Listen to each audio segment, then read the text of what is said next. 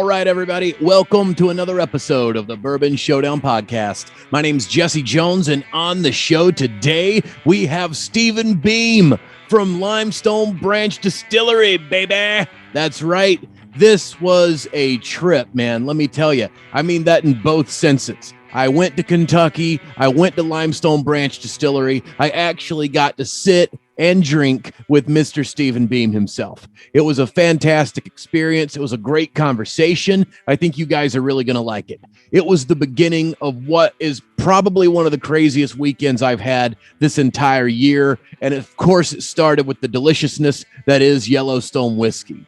We had our conversation, then we hung out. We watched Charlie Crockett perform a private concert at Limestone Branch Distillery. It was just a badass time. And I really thank Stephen for coming on the show, for giving me so much of his time, letting me drink so much of the whiskey. It was a great frickin' weekend, and I can't wait to share it with you guys. So without further ado, let's get all the normal stuff out of the way. Go hit like and subscribe and all those things. And without further ado, we're going to get this show started right now. It's Stephen Beam. It's Yellowstone whiskey. It's the Bourbon Showdown podcast. Let's start the show.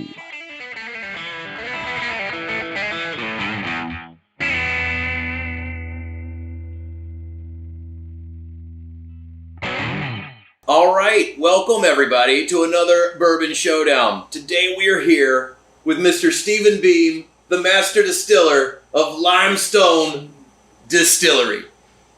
If I'm smiling, it's because I'm happy. It is a very cool day, and I'm very happy to get to meet you, get to drink with you, learn a little bit more about you. Maybe let's start with just tell me a little bit about yourself. Yeah, well, Steve Beam and the master distiller here at Limestone Branch Distillery, and we opened the distillery in 2011, and I've been the master distiller the whole time. Co-founder with my brother Paul, and of course we're the Beam family. My mother was a Dant, that goes back with the Dant family. And then actually, I was talking to someone the other day, if you go, even, grandparents and everything, there's Boones and Knowles and Farrells, all these people were in this distilling. So it's kind of crazy. You go back to the beginning. Beginning of bourbon in Kentucky, for sure. That's wild. So break that down for me a little more, because Beam is one of the most identified names in whiskey, and then there's also the Dant connection. So the family tree, it goes back literally out like forever. Right. The Dants came into Kentucky in the 1780s. They came in with someone named Basil Hayden. You might recognize that name. Maybe. So they came in, but they didn't start distilling commercially until J.W. Dant in 1836. But the Beams, of course, moved to Kentucky 1792 and sold their first whiskey 1795. What a lot of people, everybody knows, my cousins down the road, they have a small distillery over there.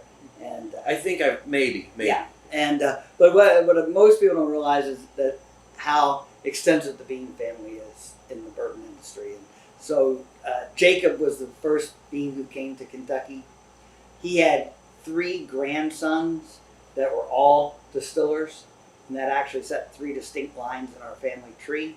And the youngest, who was actually the most successful in the late 1800s, and his name was John Henry. They called him Jack Beam, and Jack's distillery was Early Times.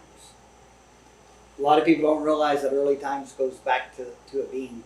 I had no idea. Yeah, but that was his distillery. He died relatively young, had 1 son who died the year after he did. And so that ended the Beam line. For that track. And then there was, the middle grandson was David, and that was Jim Beam's father. Okay. Everybody knows that story. Yep. And then our ancestor was Joseph, who was the oldest.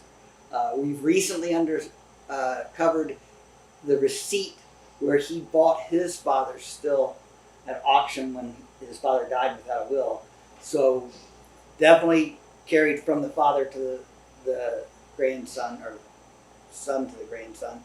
And but he had 2 sons, Minor Case Beam and Joel Beam.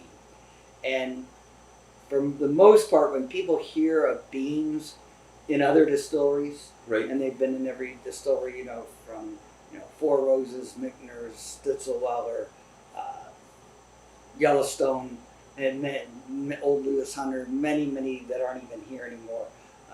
But that was our side of the family.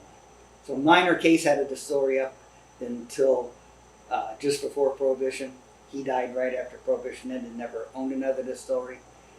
Joel never owned a distillery either, so they were kind of like the nomads who went around and taught everybody how to distill bourbon. That is awesome. And how did you get involved? Because you've not been distilling your whole life. You had another career entirely. I did. I had a couple.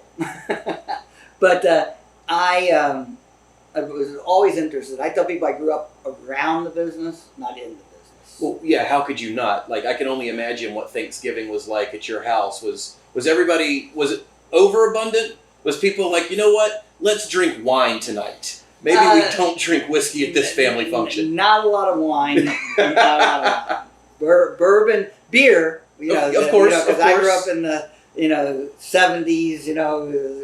Beer was a big thing. Coors Banquet still is. Yeah. But So I had cousins and aunts and uncles all throughout the different distilleries here in around Kentucky. That's just mind blowing to an extent, because everybody's had, been drinking whiskey around the table, but never have you had a scenario where you're like drinking one another's whiskey around the table. Right. That is awesome. Yeah. So, but I grew up, and when I graduated school, bourbon was kind of on the decline, right? And so it wasn't a great career path. Didn't seem to be. So, and I'd always been interested in horticulture. So I went and got a degree in landscape architecture, and that was kind of my first career, did that in Atlanta and Miami. It still seems weird that it's hard to believe that there was a time when it was on the decline. Like, people that are in the boom right now don't realize that it almost went under. And of course, if you're getting out of college in that time period, it would be probably even the family was like, maybe do something else. Yeah, it was not a great time. Nobody in the States was hardly drinking any bourbon. Right. And I heard one of the old time distillers say, every time they saw a hearse go down the street, they were like, there goes another, one of our customers. It's sad, but the Japanese and the Australians really, with a spoon, really kept the bourbon industry alive in that darkest time. So we owe a lot to them. So yeah. And then it came back. We the consumer kind of refound it, and now we are in this new boom, but the boom's been going for quite a while. Like it's not yesterday. Right. So when did you decide that it was time to go from what you were doing to what you are doing? Well, I've always been interested in it, but it wasn't really at the right time. Like I said, bourbon on the decline. There was different, although I could have bought a distillery really cheap at that time. Right. But the regulatory system and things, even there was no internet. So everything was set up, for big distilleries, think about that.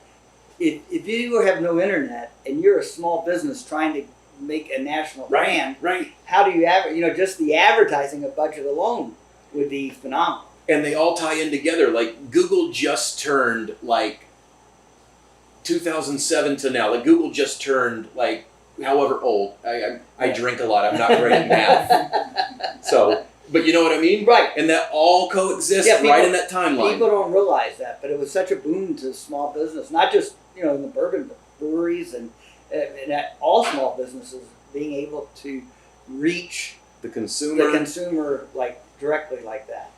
And there was that also a convergence of big box stores kind of moving away from that and getting back to more of a small town, looking for that intimate dining experience, looking for the spirits that actually have soul versus maybe something more mass produced. That's exactly it. The soul and knowing where things come from and what goes into it, and and the process, the ingredients, all that. And caring, genuinely caring about it. And that is one thing you have to say about bourbon.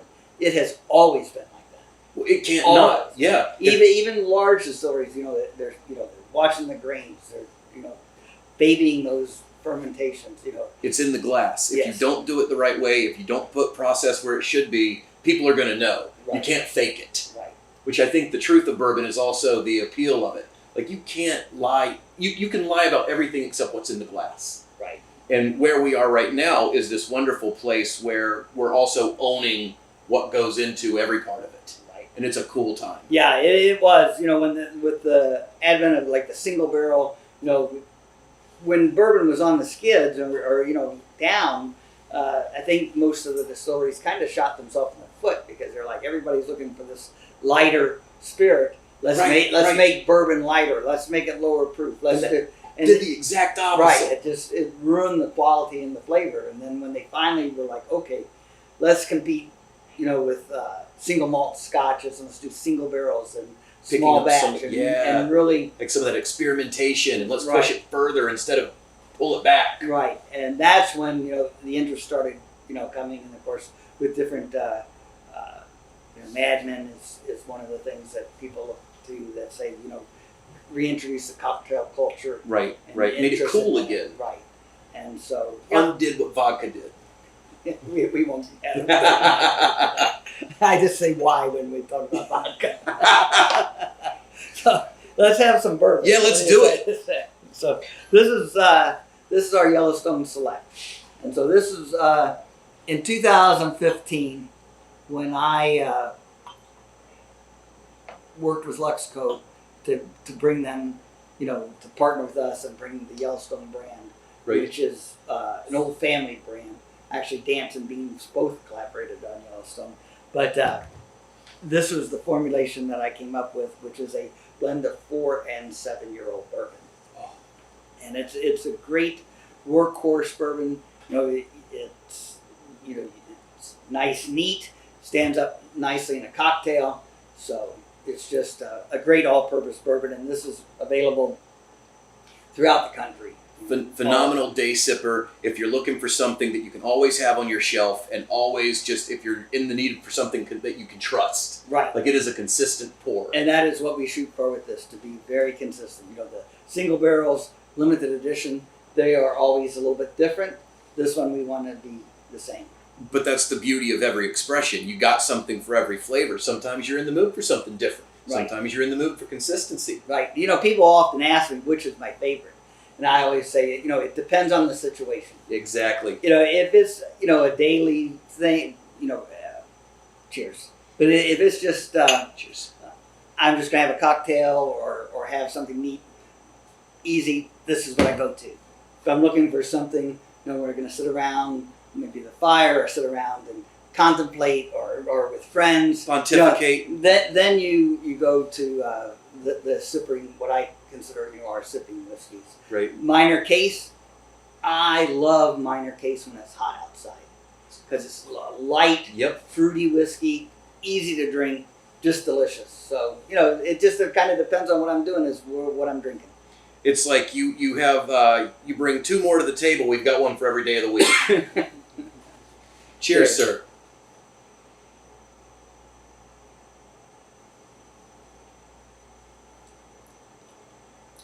That is tasty. Yeah. It's just smooth, easy, freaking full of flavor. Yeah. To me, it's just a very classic Kentucky straight bourbon. Kind of brings back memories from when I was younger. I didn't really drink bourbon when I was very young, obviously, but the smell. I always smelled it. My mom cooked with bourbon. It was all the aromas were always there. And when I first started drinking, I used to drink 7 and 7. My dad said my grandfather rolled in his grave every time I drank one. But so that's how I started out. Well, for all families, though, it's fair for him to say that. Right. And but I always said, I wish bourbon tastes like it smelled, because the smell's fantastic. The nose. The nose is absolutely wonderful. Yeah. And so that's what we try to do with Yellowstone Select, and where the nose follows through on the palate. And, I did, I will say that my first bourbon that I actually started drinking neat and with a little soda and then neat, but was Maker's Mark. Oh yeah. And it was just a great, easy drinking bourbon for me. And that's what I remember. You know, I think it was going to one of my parents' parties or something. We had something I tasted it. I was like, I can drink this. Right. And then from there, then I ended up liking a little bit more of the bite from the ryes. But that is what really got me hooked on bourbon. And that was kind of, you know, back when they were having the moment and, you know, blowing up a little bit. Right. But you're absolutely right. The nose ties into the palate perfectly. Like you get that sweetness off the nose. You get that, obviously you get your normal hints of caramel and just that sweet balance. Corn. Yeah. It's wonderful. Corn, a little vanilla. Vanilla. A little citrus in there. The citrus makes it work really well with right in the middle. An old fashioned. This makes a delicious old fashioned. So.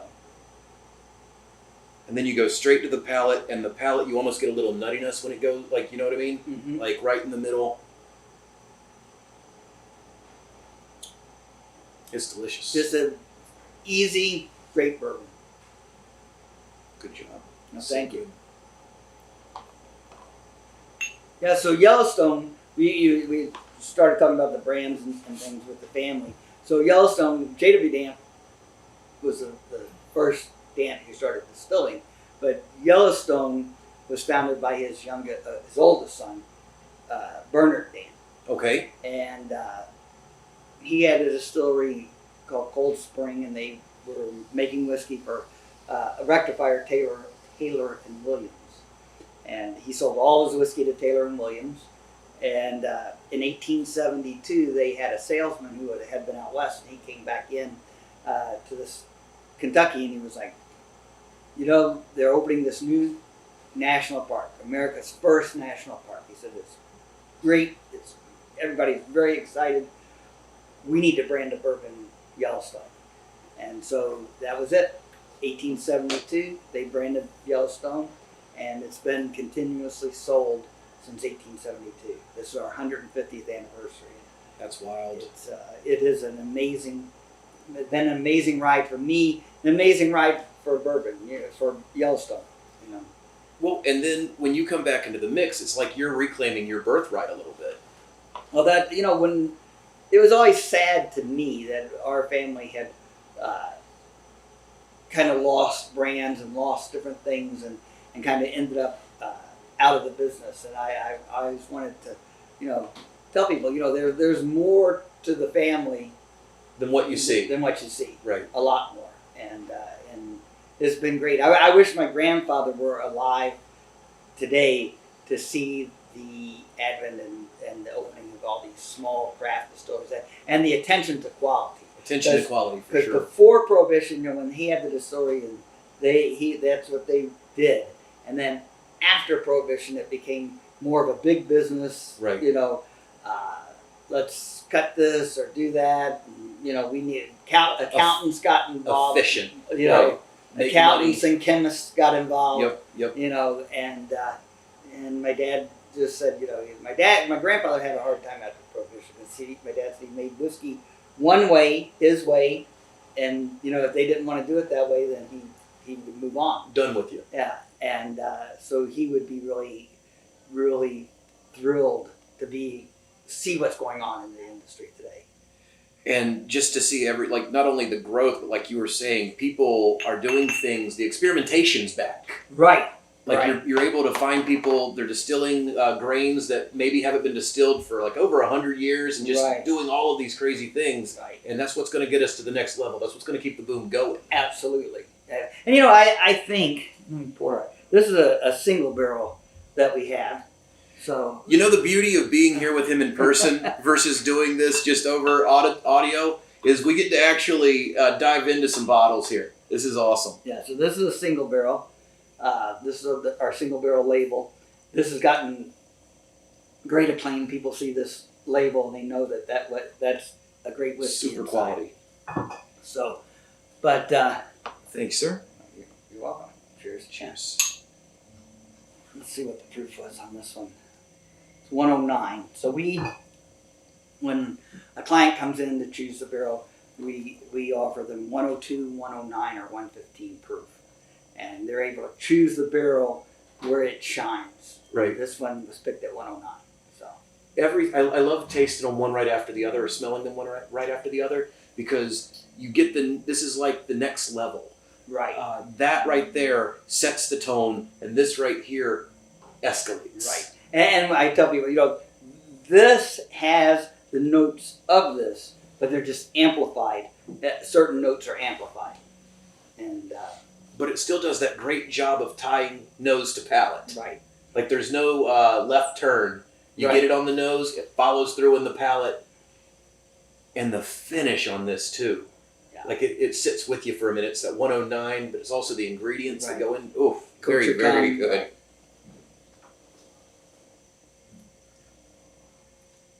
Yeah, so Wow.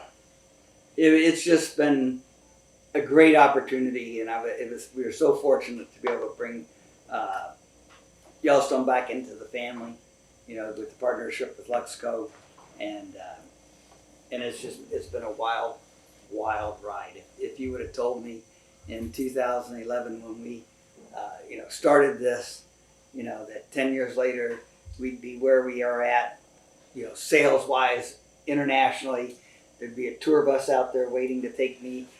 I can't believe the tour bus. I mean, that's like a Teddy Roosevelt level chariot that you have awaiting you.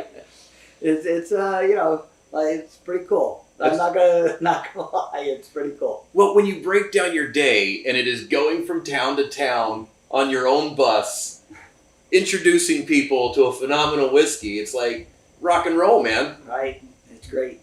Tell me about the tour a little bit, because the bus is amazing. Yeah, so this is our, to celebrate our 150th anniversary, and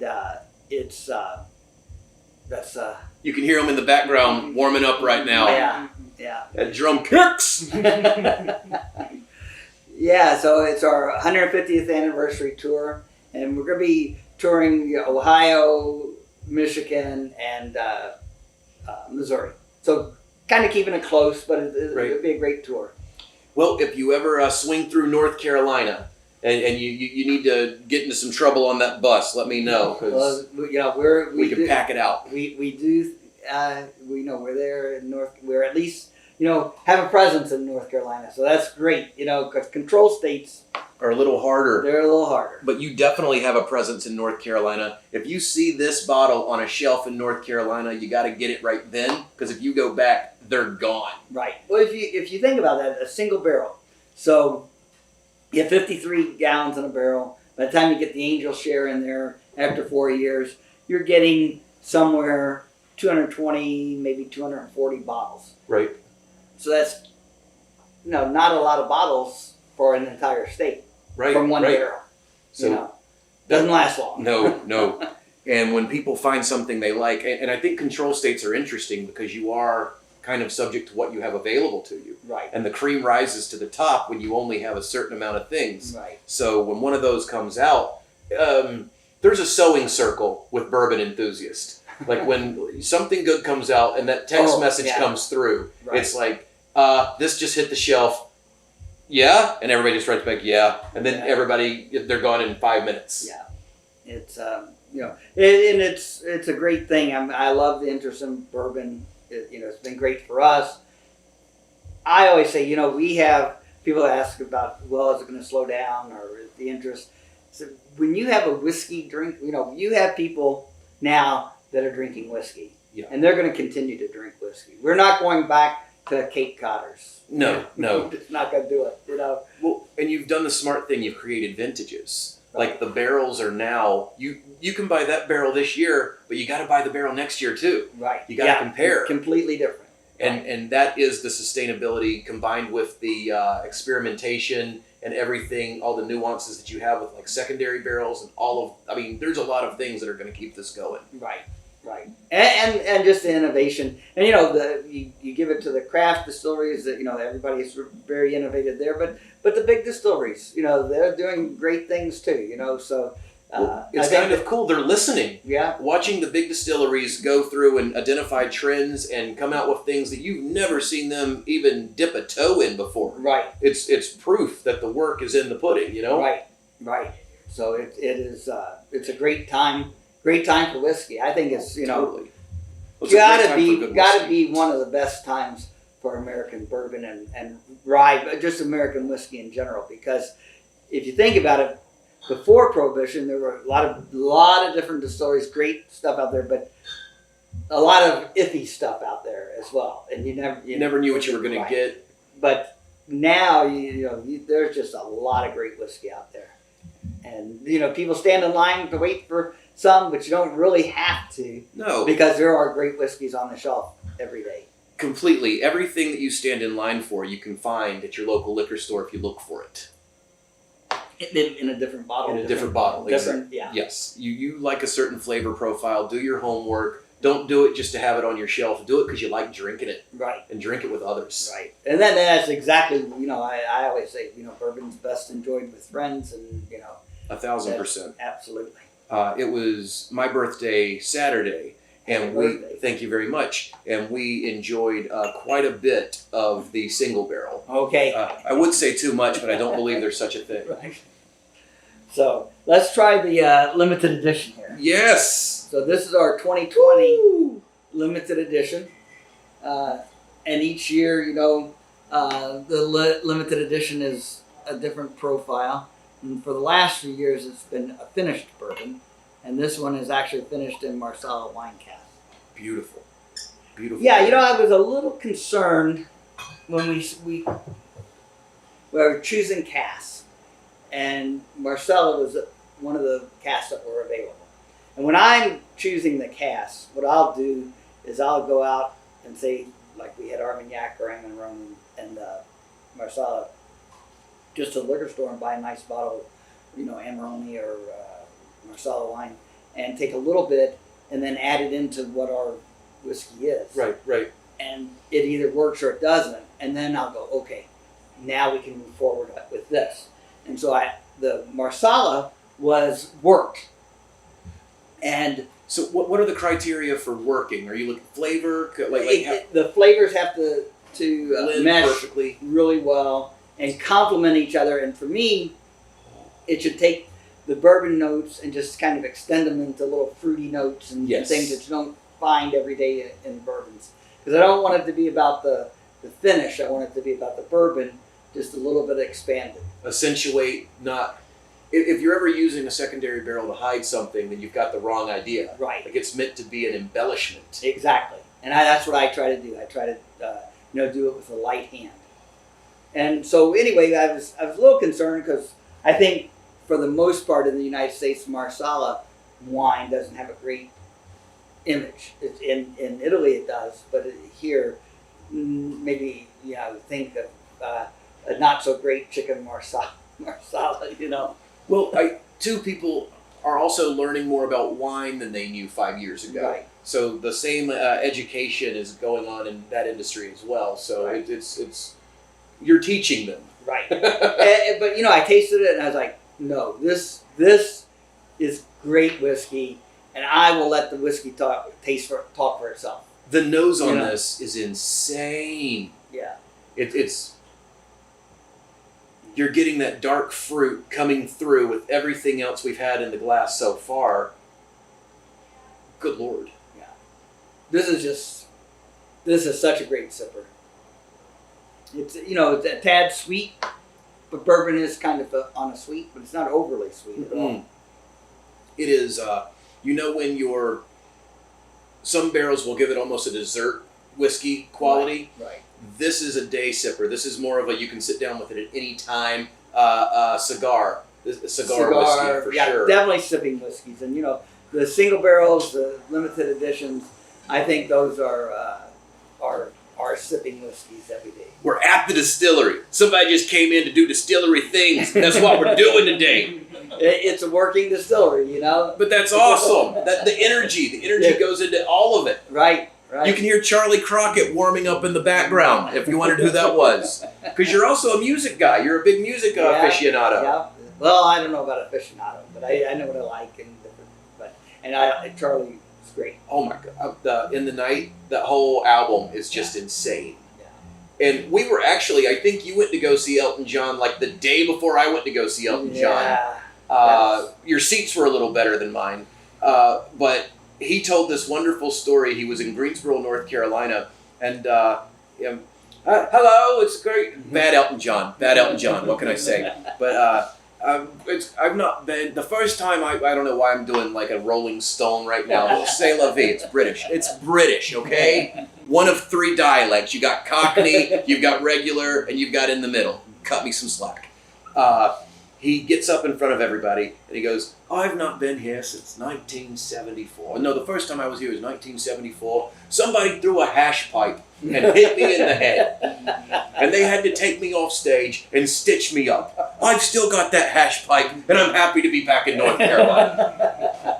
It was like, you're the coolest cat in the room, man. He gave a fantastic concert. 1,000%. You know, you could tell he enjoyed what he was doing. Yes. That's what I liked so much. You could just tell he was having so much fun. He doesn't need to do it. No, but he was enjoying it. I did not know what a rabid bass he has. Oh, I know. Like the entire amphitheater was like, everybody was dressed up from one era. The guy in the duck costume was a bit much. I was like, I didn't want to be sitting next to him, you know. But everybody, it was just a phenomenal time. And then I saw like the day before we went that you were there. Yeah, it was great. He did a great job. Well, everything ages well, and this is proof of that. Yeah. I can't get over how good this is. Yeah. It's a fantastic whiskey. Should be showing up on shelves around, you know, if not already. I think it hit North Carolina a couple weeks ago. Okay. If you see it, get it. There's no other way to say that because this is a limited edition. It's going to be here right now. And then you know what you're going to have to do if you don't get it right now? You know what you're going to have to do. You're going to be that guy on Facebook haggling with somebody. Don't be that guy. Just buy it now. Absolutely. Sorry, it's that good. No. Done a lot of these over Zoom. It's always interesting to get to do them in person. It's a whole different experience. Zoom was great, and I still like Zoom, but sure, but it's nothing like being in person. Well, for me being so new to the industry, I've got a lot of like that Chris Farley, like the Chris Farley show, like just.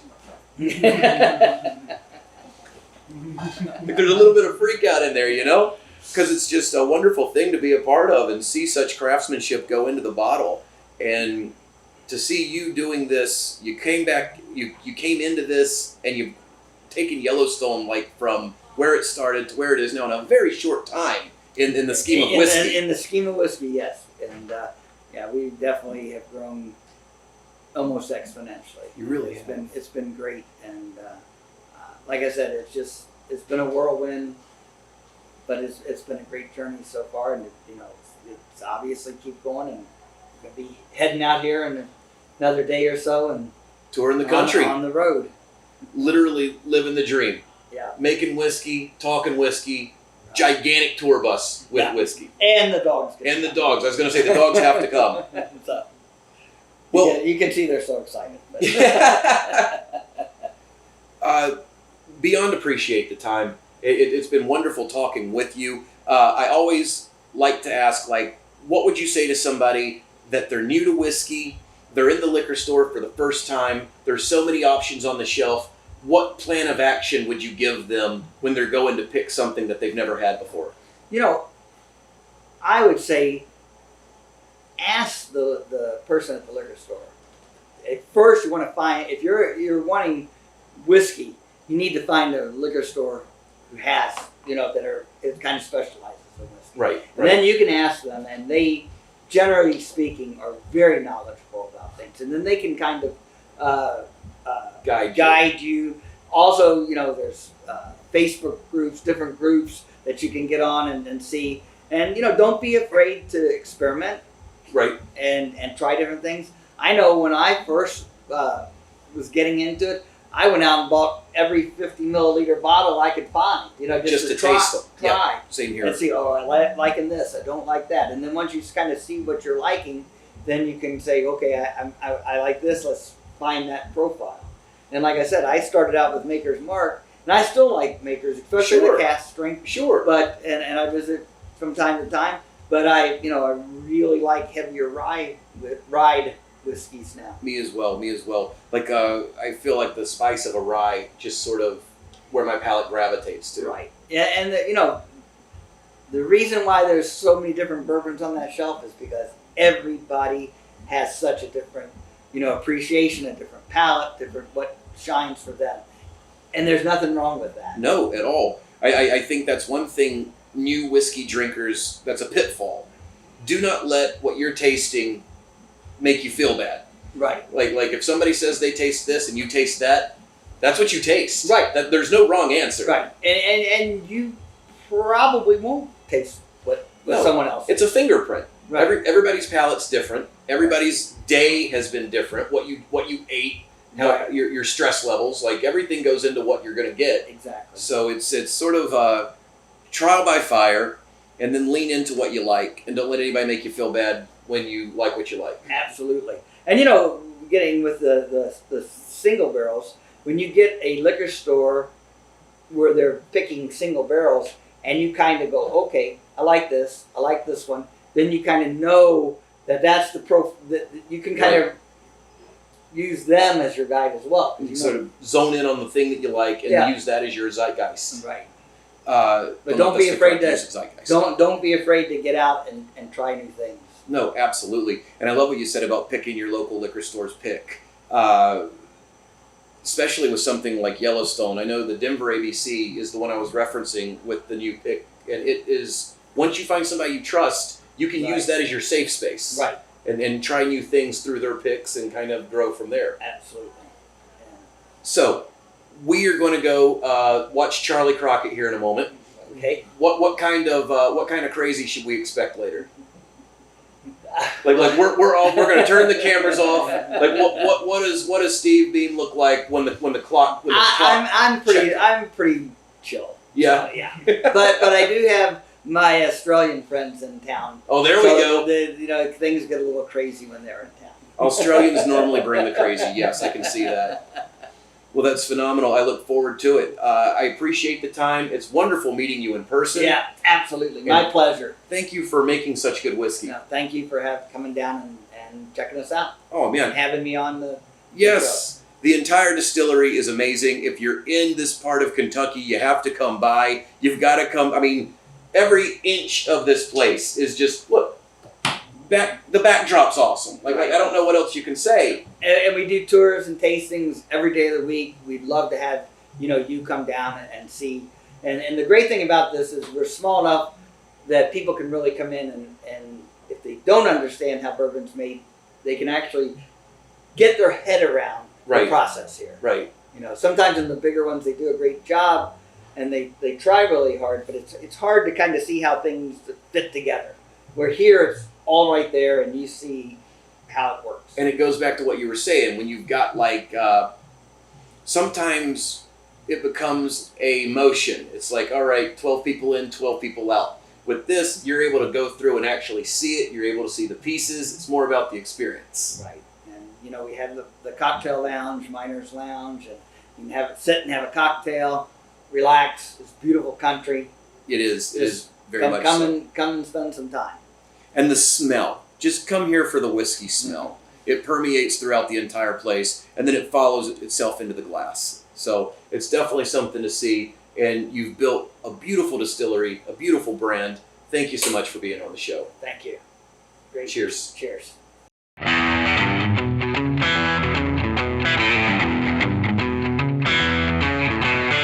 There you have it, everybody. That is this week's episode. I want to thank Stephen Beam and everyone from Limestone Branch Distillery that made this possible for putting this whole thing together. I really had a great time in Kentucky. It was fantastic hanging out with Stephen, learning more about the road trip that he's about to go on, or he's probably already been on at this point, and just everything that goes into making the delicious whiskey that he makes. So thank you very much for being on the show. Thank you guys for tuning in. Come back next week. We've got more goodness on the Bourbon Showdown. We've got a lot of crazy things lined up for you guys. If you drink whiskey, I'm probably about to talk to your favorite whiskey brand. So come on back. And if you want to, go on over to bourbonshowdown.com. Find us on Instagram. Find us on YouTube. Find us on all of the things.